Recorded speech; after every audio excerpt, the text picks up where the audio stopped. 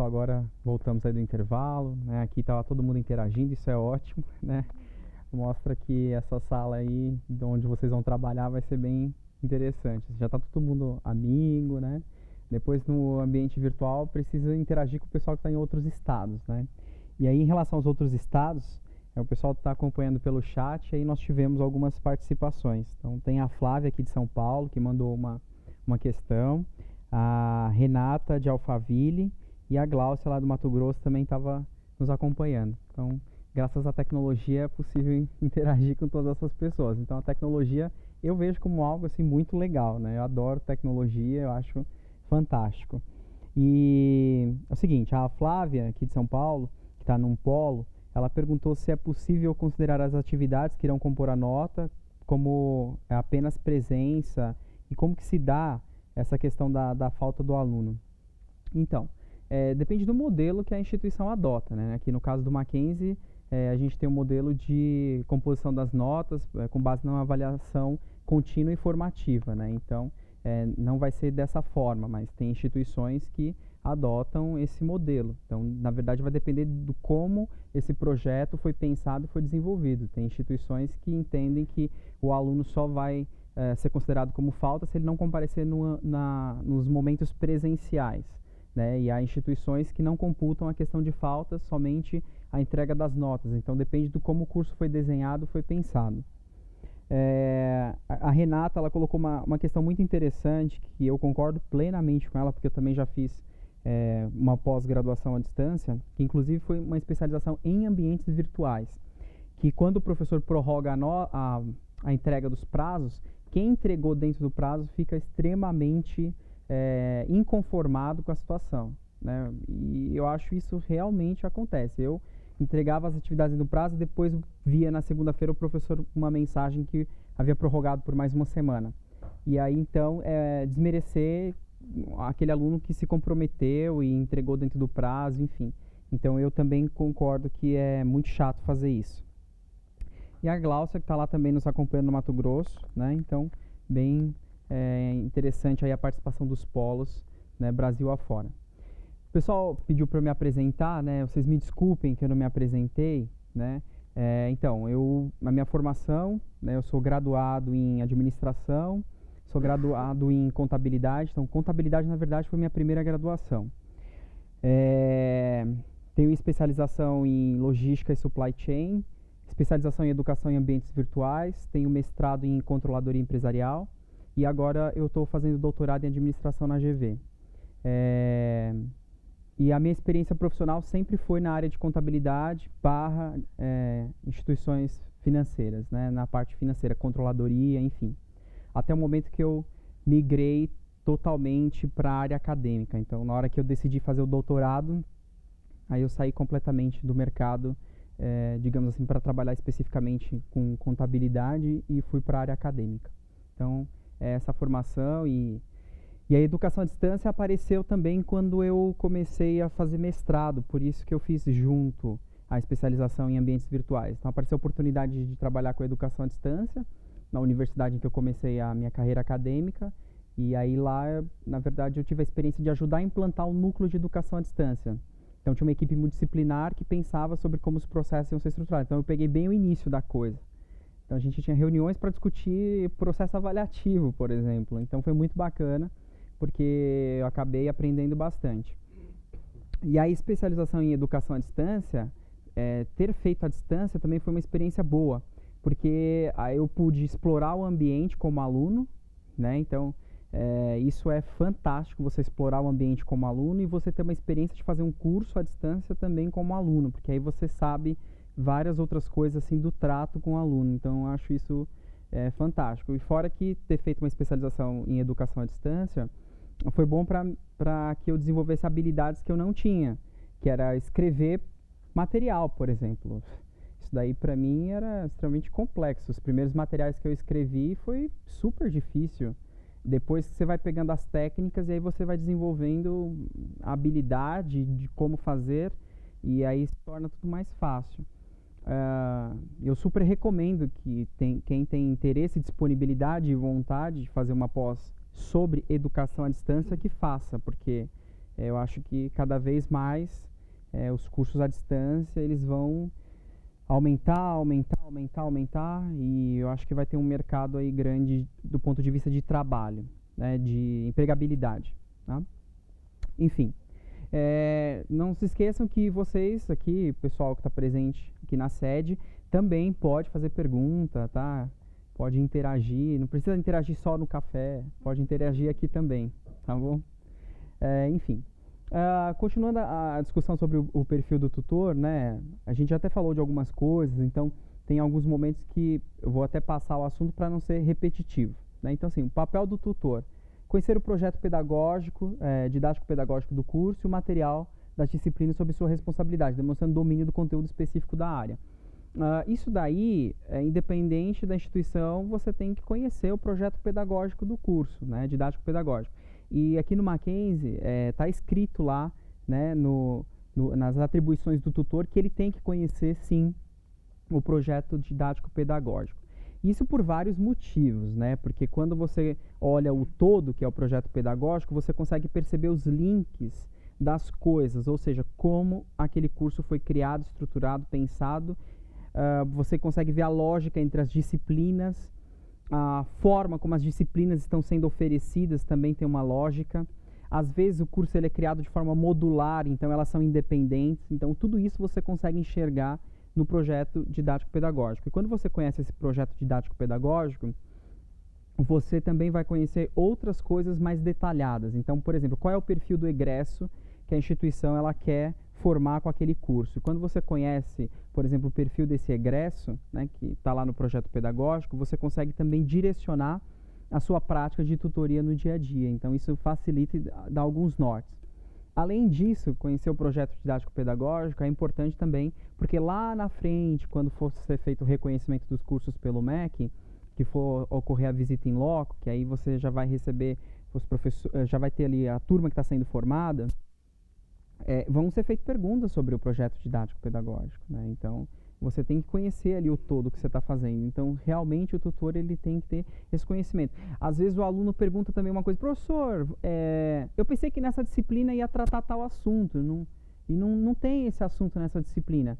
Aí, se você não conhece o projeto didático-pedagógico, você não consegue falar para o aluno: não, mas vai ser tratado em tal disciplina, né? Então, quando você tem o conhecimento do projeto, você consegue responder várias coisas que até então você não conhecia. Orientar o aluno para o estudo à distância, buscando mostrar a necessidade de adquirir autonomia, a gente já discutiu isso. Orientar o aluno individualmente ou em grupo para a construção de uma metodologia própria de estudo, né? Então, cada um vai ter uma forma de estudar, né? E aí, o aluno ele vai se perceber nisso, né? Tem aluno que vai pegar um caderno e vai ouvir a aula e vai escrever. E ele precisa fazer aquilo. É o jeito dele, né? Cada um tem a sua forma de estudar, tem as suas metodologias, enfim. Então, se o pessoal dos câmeras vão brigar comigo, eles falam: não passe na TV. Então, isso acontece, tá? Como a gente está aqui discutindo isso, então, não passe em frente à TV, mas eu esqueci de pegar o controle. Enfim. Então, o aluno ele vai perceber, às vezes, ali uma dificuldade, e só ele vai, com o tempo, percebendo qual é a melhor forma dele desenvolver o seu estudo aí na educação à distância. E você pode dar algumas possibilidades para ele, né? Então, falando: poxa, eu tenho dificuldade em fazer tal coisa. Então geralmente, quando a sua dificuldade está relacionada a isso, você pode refazer os exercícios. Ou você pode fazer a lista complementar, né? Você pode procurar o professor lá no polo presencial, que ele vai te ajudar. Não adianta, tem aluno que vai precisar ir no polo presencial, por isso que tem o polo presencial. Ele vai precisar ouvir o outro, o humano, falando ali para ele: olha, é assim, né, desse jeito. Então, cada um vai ter uma forma, uma metodologia de estudar. O importante é sempre falar para esse cara que ele tem que estudar de forma contínua. Por quê? Vocês vão perceber que na prática da tutoria, a demanda por vocês vai ser muito forte, muito grande, próximo às provas. Tá? Então, assim, quando ele for fazer prova, você vai perceber que a quantidade de mensagem que você vai receber vai ser muito maior naquela semana de prova. Porque naquele momento ele fala: poxa, eu vou fazer uma prova, então eu tenho que estudar. E se você vai falando para ele: não, você vai estudando ao longo do semestre, né? Eu sempre falo para os alunos: não deixe para estudar no final, porque são 5 unidades para estudar, são 4 unidades, é muita coisa. né? Então, se você coloca isso muito claro para ele sempre, toda vida que você tem uma oportunidade de falar isso para ele, é interessante falar. Às vezes é melhor você falhar pelo excesso do que pela falta, entendeu? Ainda mais quando a gente está falando de educação à distância. Por mais que você poste um aviso, que você deixe lá, vai ter gente que vai falar que você não informou, que você não falou, que você não publicou, enfim, você tem que ter isso daí muito claro. Indicar ao aluno a necessidade de pesquisar a bibliografia sugerida no material didático, no sentido de aprofundamento dos conteúdos das disciplinas. Isso daqui é fantástico, né? Porque quem faz o conteúdo, né, tem ali determinadas regras para escrever o conteúdo. Tá? Então, a instituição tem um modelo e ela estabelece as regras. Então, olha, para cada unidade, o professor tem que escrever tantas páginas. Só que, às vezes, tem assuntos que exigem uma profundidade muito maior. Né? E o professor que foi o conteudista, ele teve o limite de páginas ali para escrever e o formato que ele teve que se adequar.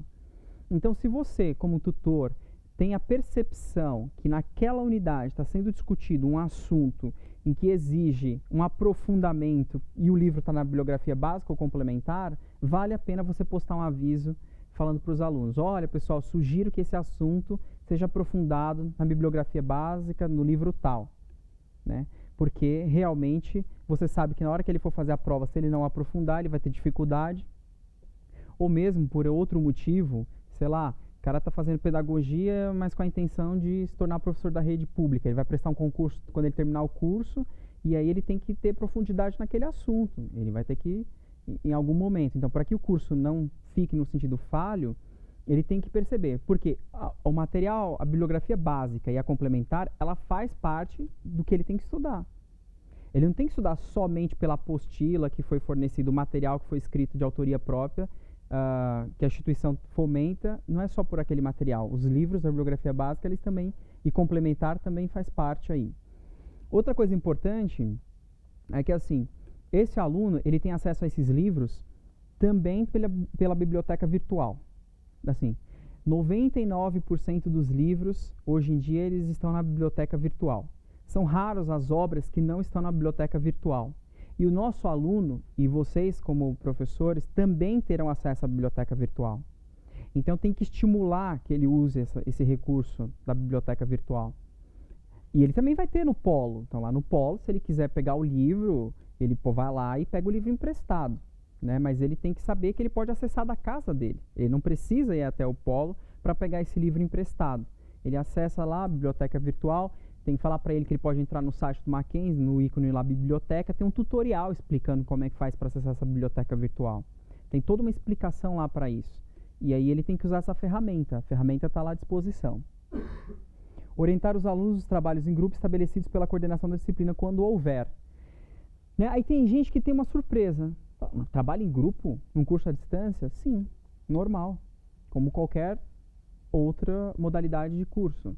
Então, lá no Moodle ou em outra plataforma que se use, sempre vai ter lá um ícone que você consegue cadastrar os alunos e ele ali, ou ele mesmo se cadastra. Você abre os ambientes e aí eles formam os grupos, às vezes, de acordo com o interesse ao tema. Você só cadastra o tema e aí coloca o limite de pessoas que podem entrar naquele grupo. Aí o indivíduo vai lá e ele se cadastra de acordo com o tema que ele tem interesse. Forma os grupos e eles vão trabalhar de forma colaborativa.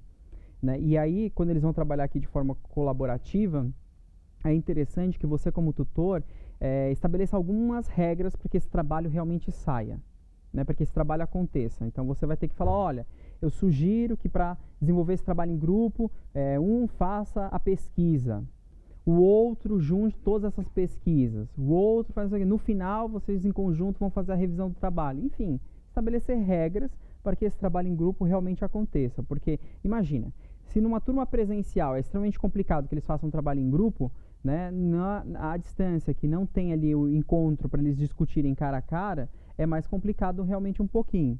Né, porque eles vão ter que se utilizar do ambiente virtual para conseguir fazer com que aquilo aquilo de fato aconteça. É também interessante que vocês obriguem os alunos a colocarem todas as trocas de arquivo que eles fizerem dentro da plataforma. Não é para falar para eles ficarem trocando e-mails entre eles, porque depois não tem como você ver quem fez e quem não fez. Porque às vezes no final o que acontece? Um fala assim: professor, fulano de tal não fez o trabalho. Mas só que você entra lá no ambiente onde você criou para eles desenvolverem o trabalho e você percebe que ele fez, que ele postou, que ele contribuiu, que ele, enfim, está registrado. Agora, se não tiver nada registrado ali, ele realmente não contribuiu. Tá? Então, é também uma forma que você tem para garantir que o processo avaliativo está sendo justo, né? Então, também é responsabilidade. Participar de encontros, atividades culturais, videoconferências e seminários presenciais programados pela coordenação do curso quando houver. Né? Então, isso daqui é também papel do tutor. Né? Então, o que vocês estão fazendo hoje, né, faz parte das tarefas de vocês no dia a dia. Né? Então, toda reunião que tiver, tudo, é importante participar, porque é onde as diretrizes vão ser dadas, é onde vocês vão se atualizar sobre aquilo que é institucional, que vai acontecer ainda. Né? Então, é aqui que a gente se encontra para fazer essas discussões, seja na sede, seja nos pós, mas a gente está sempre interagindo, né? Nós estamos todos conectados através das ferramentas tecnológicas. Aí, aquilo que eu já falei, né? Então, essa é a parte chata, né? Essa é a parte burocrática, mas que todo trabalho tem sua parte chata, nem todo trabalho só é de coisa legal, né? Emitir relatório periódico para o responsável, diária, como registro de participação do aluno, suas principais dúvidas, respectivas orientações, encaminhamento e registro de informações sobre os tipos e os níveis de dificuldades que os alunos apresentam, em relação a tópicos, as disciplinas e respectivo material didático. Então, isso daí também faz parte da função do tutor. Né? Então, realmente, periodicamente, a gente vai ter determinados relatórios que a gente vai ter que fazer para submeter para a coordenação de curso.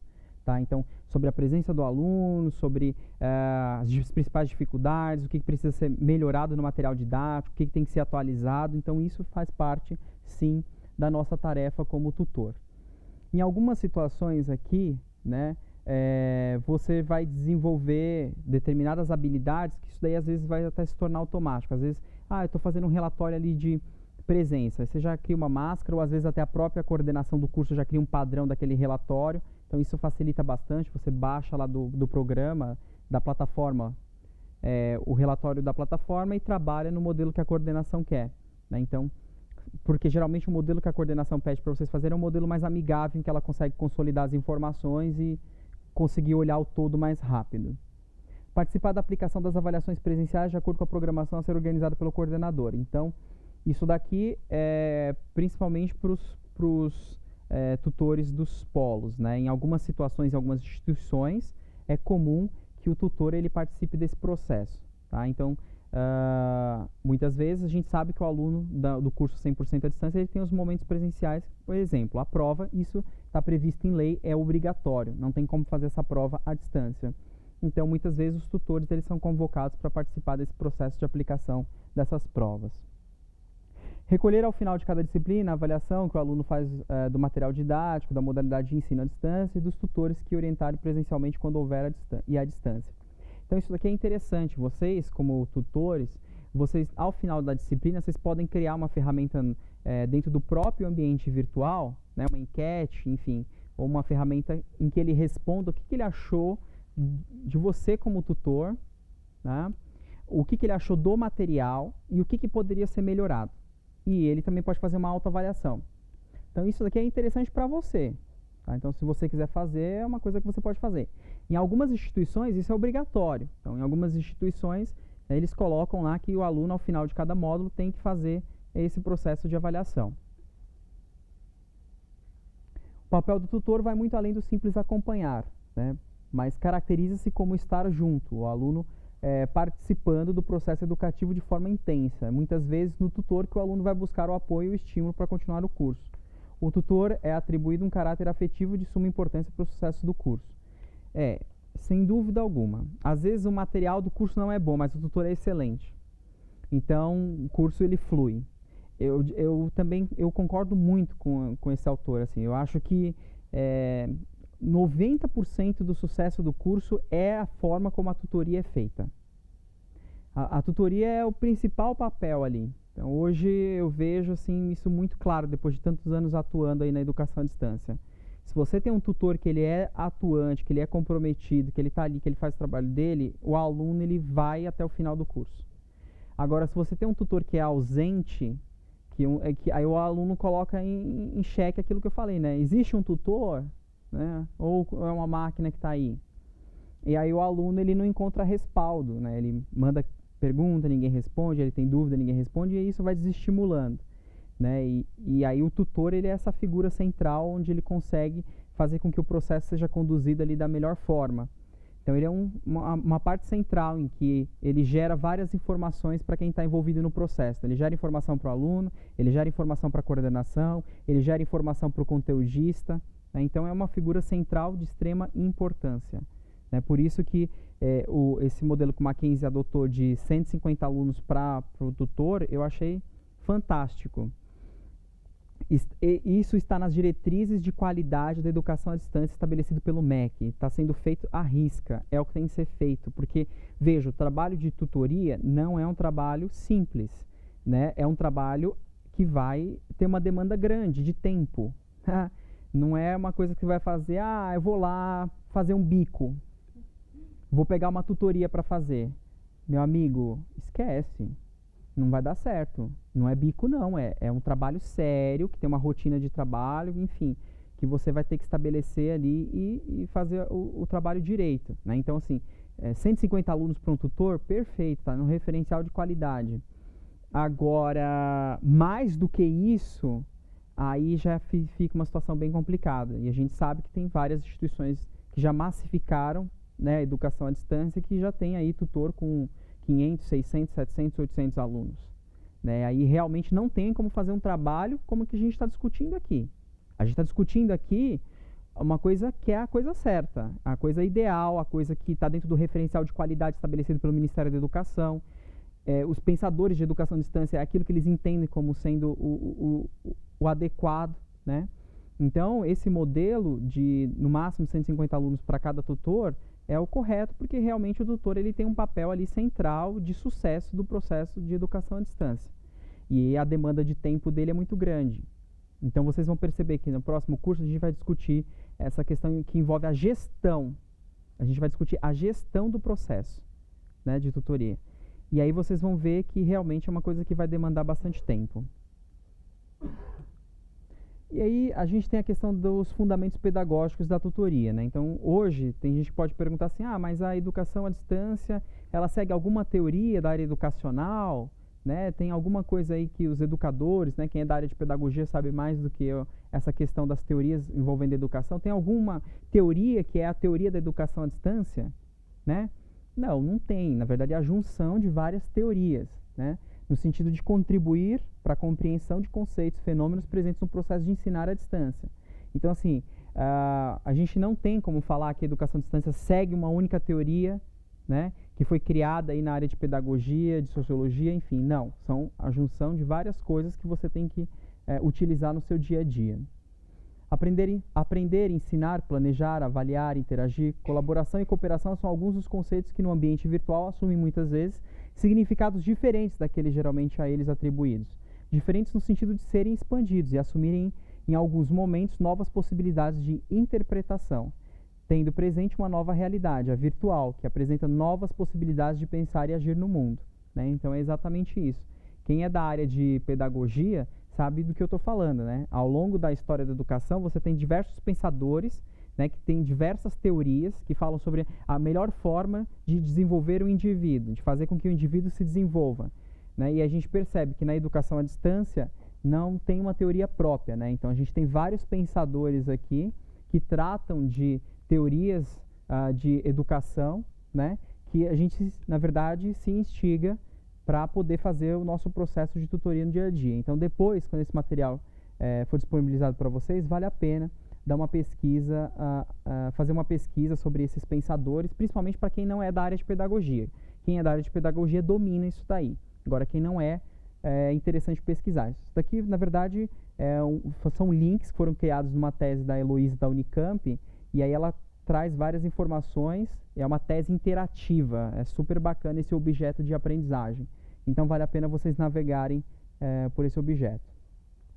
Em síntese, né, a gente pode falar, dizer que os referenciais pedagógicos que fundamentam o fazer e o ser do tutor em ambientes virtuais são vários e utilizados de acordo com o perfil do curso e seus objetivos, não existindo ainda uma teoria específica que atenda às especificidades da educação à distância.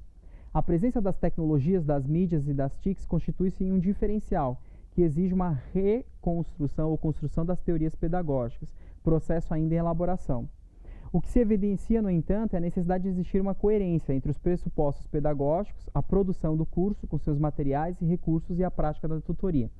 Isso aqui é interessante, que uma vez eu estava ministrando, discutindo, fazendo esse debate aqui, que nem eu estou fazendo agora com vocês, e aí teve um professor, né, ele pegou e falou assim, poxa vida, né, a educação à distância, ela tem tantas ferramentas boas, né, você tem um departamento de núcleo de educação à distância que vai pensar em objetos de aprendizagem, né, várias coisas que acontecem para que a educação à distância, de fato, ela se torne uma realidade.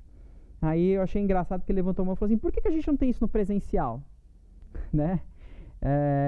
É uma questão interessante, né? Porque assim, se vocês forem ver a quantidade de investimento que é feita para que a educação à distância se torne realidade, é muito grande. Né? Então você tem um monte de gente pensando em várias células ali, que é a tal da equipe multidisciplinar, que pensa, às vezes até como o material é colocado, o layout do material, tudo é pensado. Às vezes até como você vai falar com o aluno, você tem que tomar cuidado para não infantilizar o conteúdo. E isso é engraçado que não é realmente, nunca foi uma preocupação das instituições de ensino, né? Então a educação à distância, se a gente for observar, com os objetos de aprendizagem que estão sendo desenvolvidos, ela, num determinado momento, ela proporciona uma multiplicidade de ambientes de desenvolvimento para os envolvidos, né? Então os alunos, eles têm várias possibilidades ali de utilizar determinadas ferramentas que vão tornar o processo de ensino e aprendizagem mais efetivo.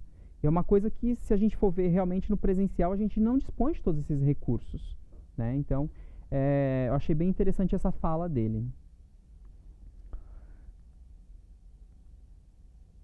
Então, vocês na experiência e no dia a dia, né, vocês devem sentir essa falta, né, que a gente tem, às vezes, de suporte na educação presencial, né? Então, na educação presencial, a gente não está ali pensando todo dia no fazer ou no fazer da melhor forma, né?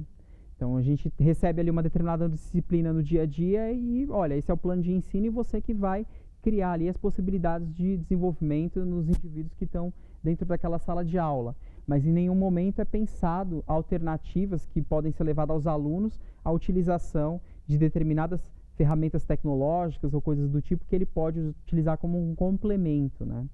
Então seria interessante que as universidades, com o tempo, elas utilizassem esse know-how que elas estão desenvolvendo para possibilitar outras ferramentas para que esses alunos do presencial eles também pudessem utilizar.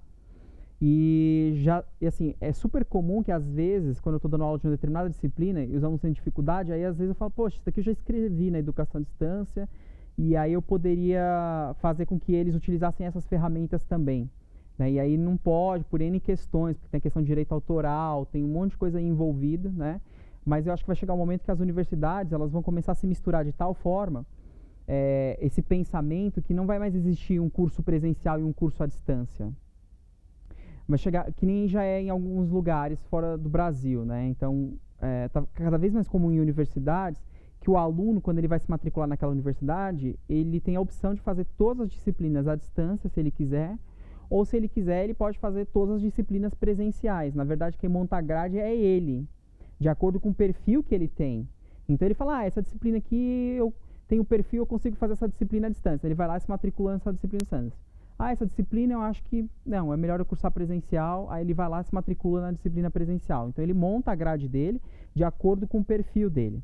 Então eu acho que aqui no Brasil, com o tempo, também vai chegar um momento que vai ser assim, que não vai ter essa distinção entre curso presencial e curso à distância. Não, vai ter o curso de nível superior e o indivíduo ele vai ter a possibilidade de fazer o curso à distância ou presencial, ou mesclar, fazer disciplinas à distância e disciplinas presenciais. Então ele vai escolher. O ideal é que não ocorra uma distinção. Eu sempre ouvia isso nas nossas discussões no núcleo de educação à distância, que é assim, nenhum professor pode ter o preconceito de achar que determinada disciplina não pode ser feita à distância. Né? Aí a gente fala assim, mas e na área de saúde? Né? Como é que você vai fazer a distância na área de saúde? Né? Como é que você vai fazer isso? Aí a gente fala, atualmente não tem como, porque a gente não dispõe de recursos tecnológicos suficientes para isso. Mas já há empresas que tiveram que mudar o seu modelo de negócio e que antes vendiam livros. e mudaram completamente o seu modelo de negócio para vender livros virtuais e apostaram no outro segmento, que é a criação de objetos de aprendizagem. Então, investindo milhões em pesquisa para que um curso de medicina, por exemplo, o cara tem um simulador em que ele entra nesse simulador e ele vai e ele faz que está operando uma pessoa ali, e ele como se estivesse realmente com o corpo humano. E eles estão investindo milhões em objetos de aprendizagem que o indivíduo ele consiga fazer que ele tenha aquela sensação que aquilo é a realidade. Então, por isso que também os cursos de jogos, cada vez mais, eles estão tendo uma demanda, porque há uma mistura, né? O simulador, a criação dos objetos de aprendizagem com a área de jogos. Então, há muita pesquisa nisso. Então, vai chegar um momento que esses cursos da área de saúde, o indivíduo também vai ter a possibilidade de ter um objeto de aprendizagem que ele vai conseguir simular a realidade, né? Então, a gente sabe que, por exemplo, na NASA, eles têm diversos simuladores que o indivíduo ele simula como se ele estivesse fora, como se ele estivesse no universo, né? E tem até a sensação da falta da gravidade, né? Ele fica como se ele estivesse trabalhando ali realmente no foguete lá, sei lá onde, no mundo aí fora, entendeu? Então, isso tudo é objeto de aprendizagem. Vai chegar uma hora que a gente vai ter essas N ferramentas que vão estar disponíveis, né? Então, não vai mais haver essa distinção. E isso vai ser muito legal, porque eu acho que vai ser o momento do ápice dessas ferramentas tecnológicas e do aprendizado à distância, assim, quando houver essa consolidação, né? Não houver mais essa distinção.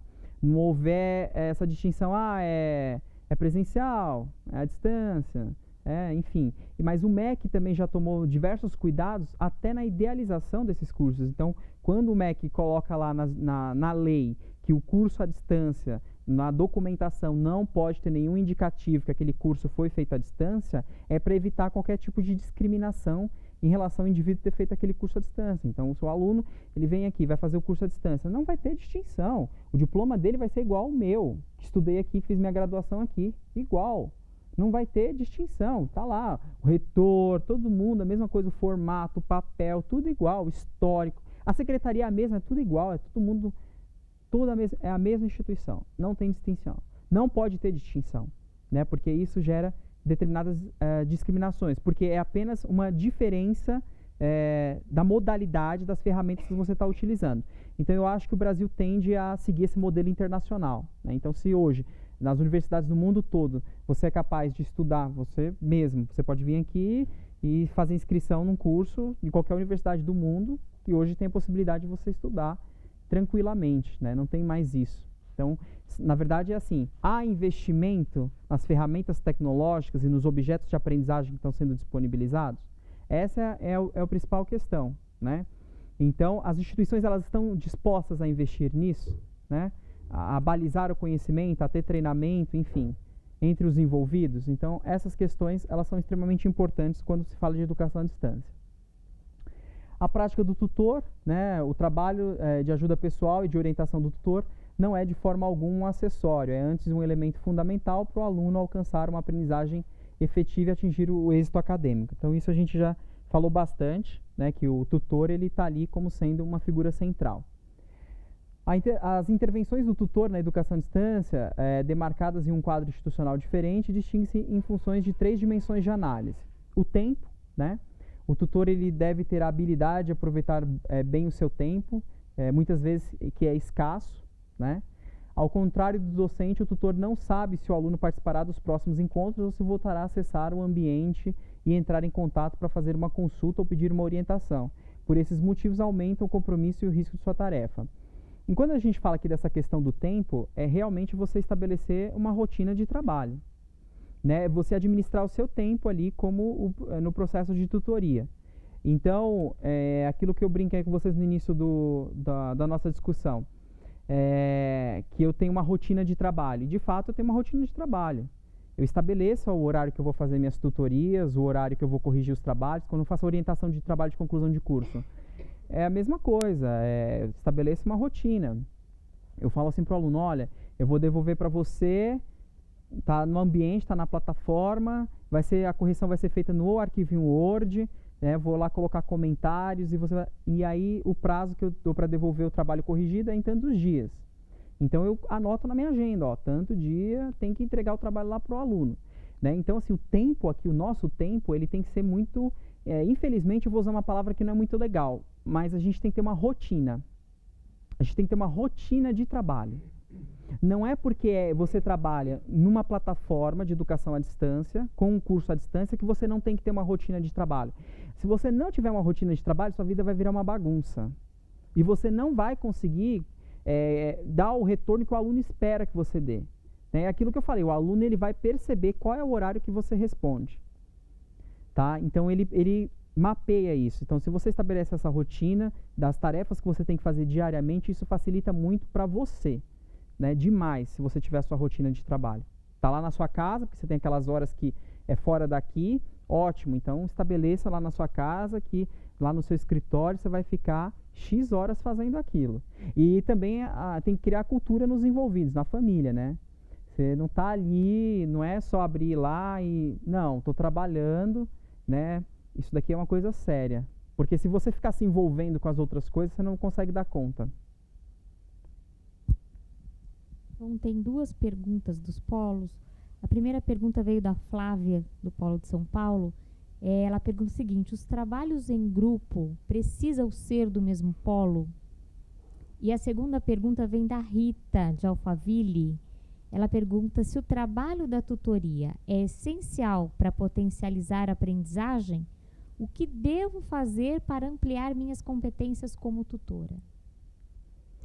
Então, a primeira pergunta lembre-se que o aluno ele não está dentro da sala.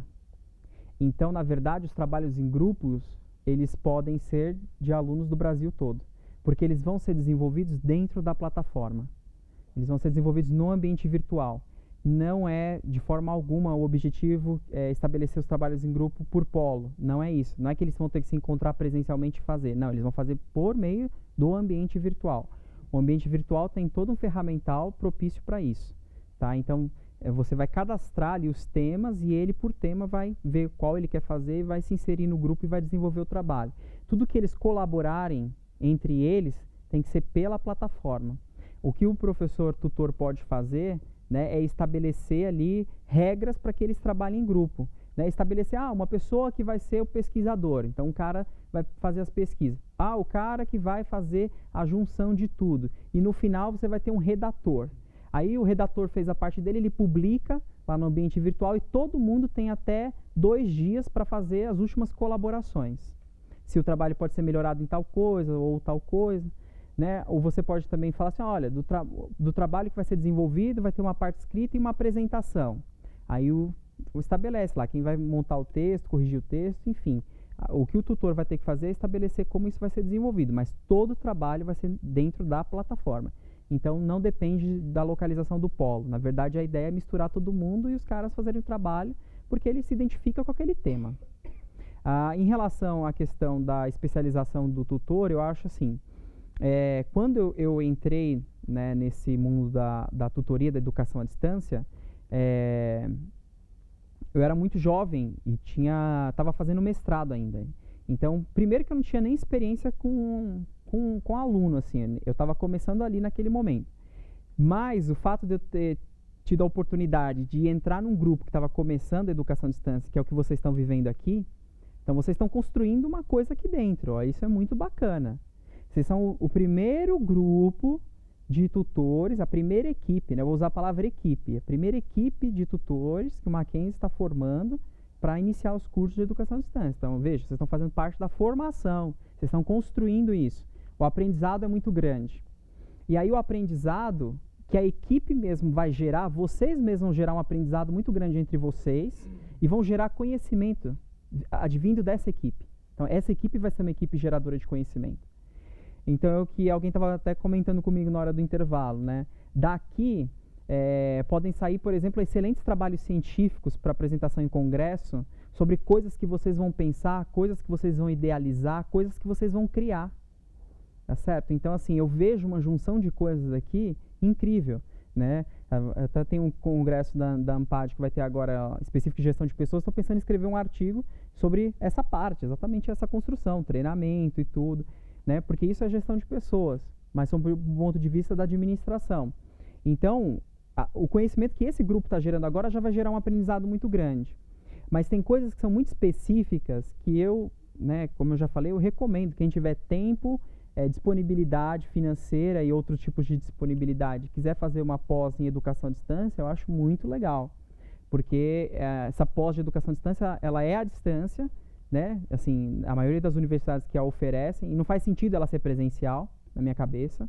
E você vai ter oportunidade de testar aquilo como sendo aluno e aprender várias coisas que a gente, às vezes, por causa da nossa formação, a gente não sabe, né? Que é escrever o material, é discutir o que é um objeto de aprendizagem do ponto de vista da tecnologia, onde é que estão esses objetos de aprendizagem em comunidades abertas.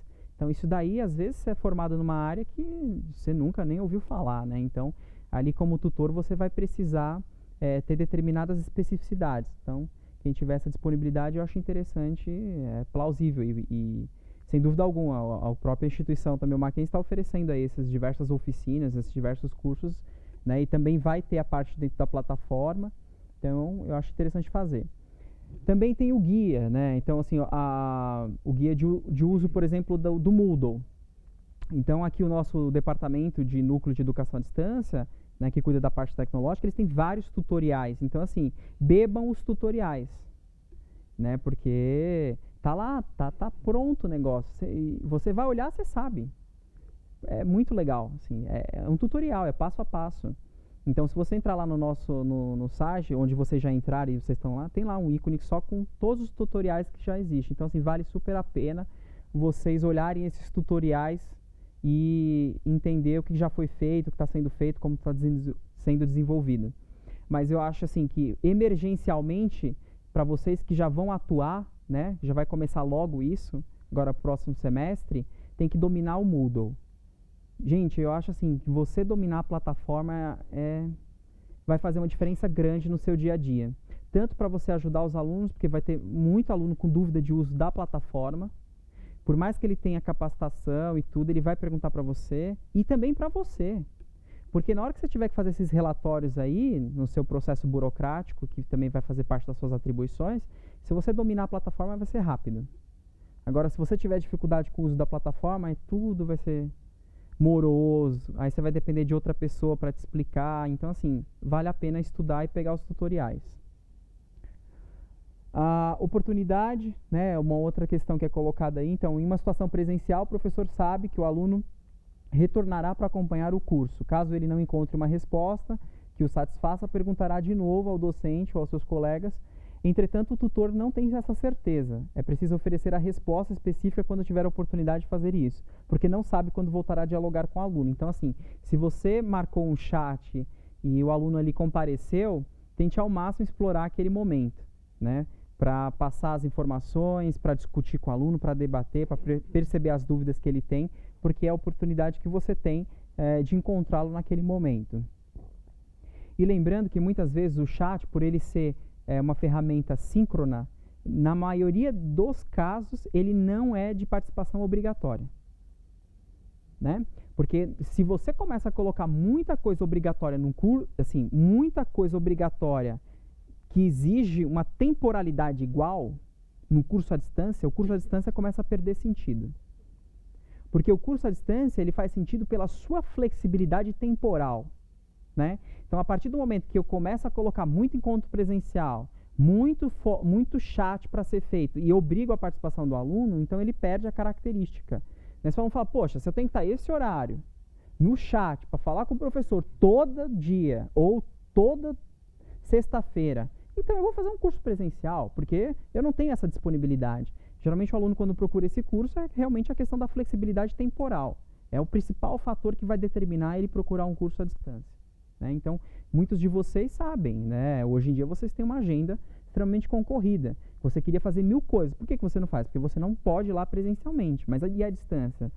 Surge N possibilidades, né? Você pode fazer de madrugada, você pode fazer de onde você estiver, você pode fazer no final de semana, enfim. Então, essa oportunidade, os momentos que você tem com seus alunos, em momentos síncronos, elas são muito preciosas. Principalmente o chat. E o chat você tem que ter uma habilidade muito grande de síntese, né? Porque eles vão interagir todos ao mesmo tempo. Então, todo mundo mandando ali. Então, geralmente, o que você faz? Você delimita por assunto, o que você vai tratar nos 10 primeiros minutos, depois nos 10 outros minutos e assim vai.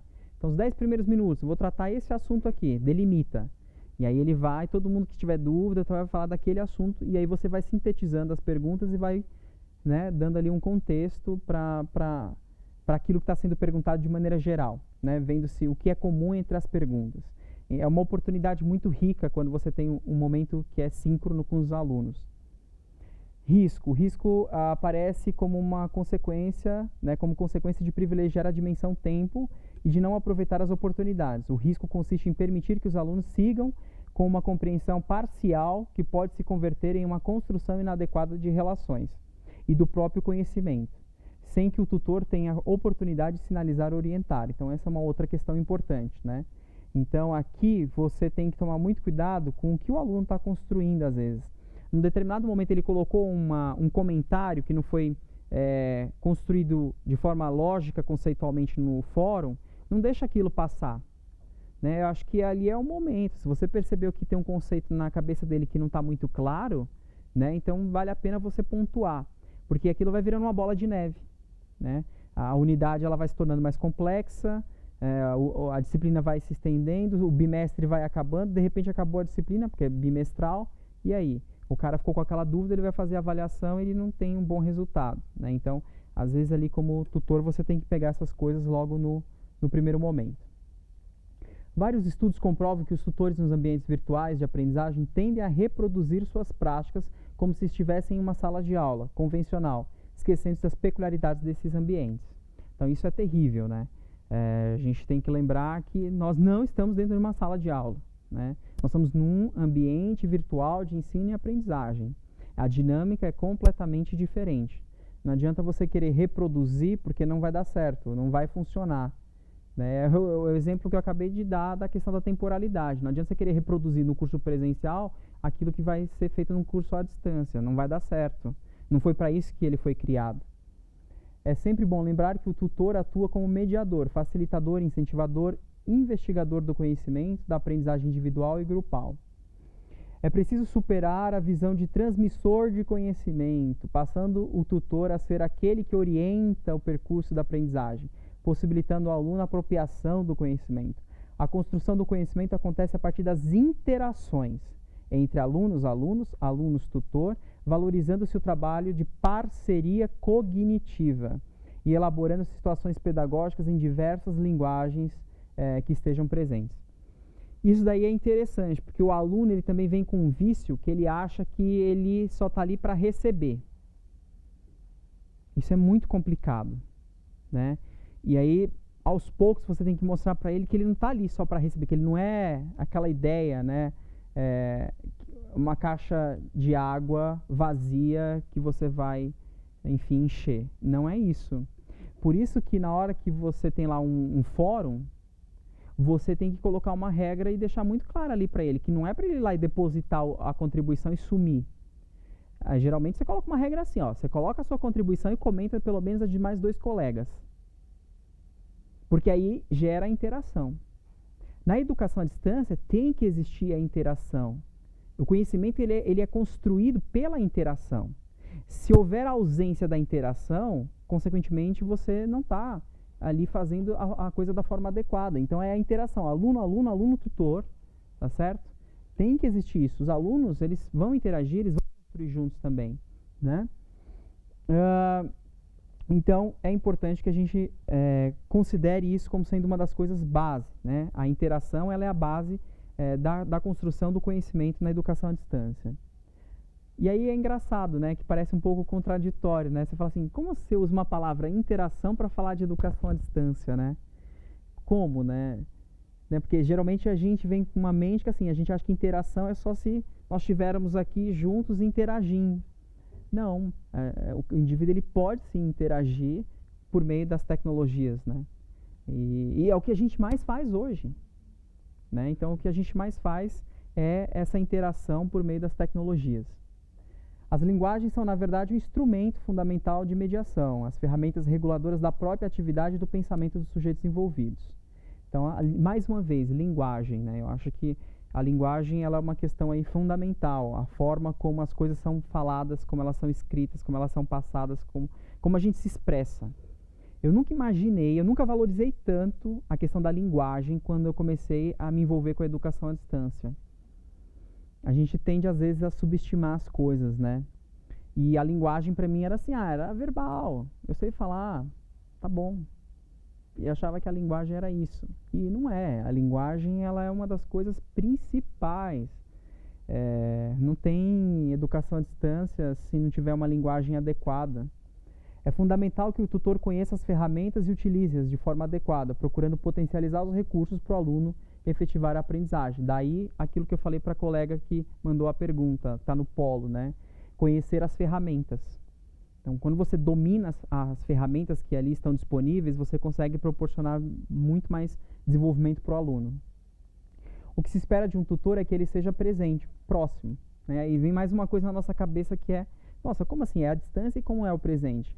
É aquele cara que está ali no ambiente virtual constante. Eu me lembro que eu sempre, quando mandava mensagem para os alunos, quando eu fazia a tutoria na graduação, hoje eu faço a tutoria só na pós, eu sempre mandava mensagem assim, sempre presente. Tipo, abraços virtuais, sempre à disposição. Tá? Então, ele entendia que eu estava sempre ali. E aí, geralmente, o aluno falava, poxa, professor, como você é diferente do tutor do semestre passado? Você responde, você interage, né? E o que nós queremos aqui não é essa distinção, que um responde e o outro não responde. Não, todo mundo responde, todo mundo interage. É uma equipe que tem uma formação e entende o processo de forma homogênea, tá?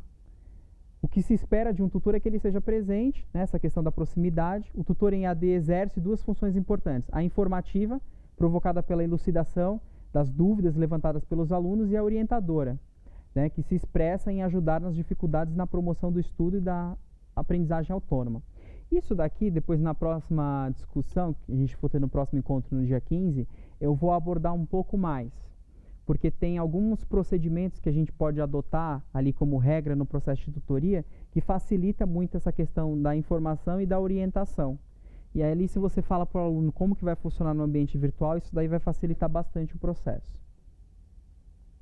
Então, olha, o que seria aí a prática da tutoria segundo a Associação Brasileira de Educação à Distância, né? O que seria esse tutor ideal? Perfil de excelência, né? Consistente, justo e profissional nos respectivos valores e atitudes, incentiva o aluno, é honesto, é imparcial, amável, positivo, respeitador, aceita e orienta a construção das ideias dos estudantes, é paciente, pessoal, tolerante, apreciativo, compreensivo. Então, assim, além dele ser um herói técnico, ele é um herói humano, né? Assim, é um herói humano. Mas, assim, na hora que alguém pensa e escreve isso, que isso não vem do nada, são várias pessoas que já trabalham com educação à distância e pensam a educação à distância, e aí, mais uma vez, eu falo que o tutor é a peça fundamental, não é à toa. Porque se a mediação não for muito bem feita, o nível de abandono é muito grande. Vocês vão perceber que há uma desistência muito grande. As turmas começam grandes e ao longo dos semestres, assim, há uma redução muito grande de alunos, né? Então, em cursos em que a tutoria não é realmente uma tutoria séria, aí a desistência é maior ainda, né? Então, por isso que a gente está aqui nessas oficinas com vocês, porque a gente entende que vocês realmente são aí a peça fundamental, né? Então, algumas dicas aí, né, desse tutor da prática pedagógica, mas eu vou deixar até para discutir isso no próximo encontro, visto que o nosso tempo aí já está esgotado.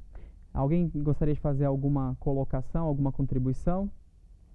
Não?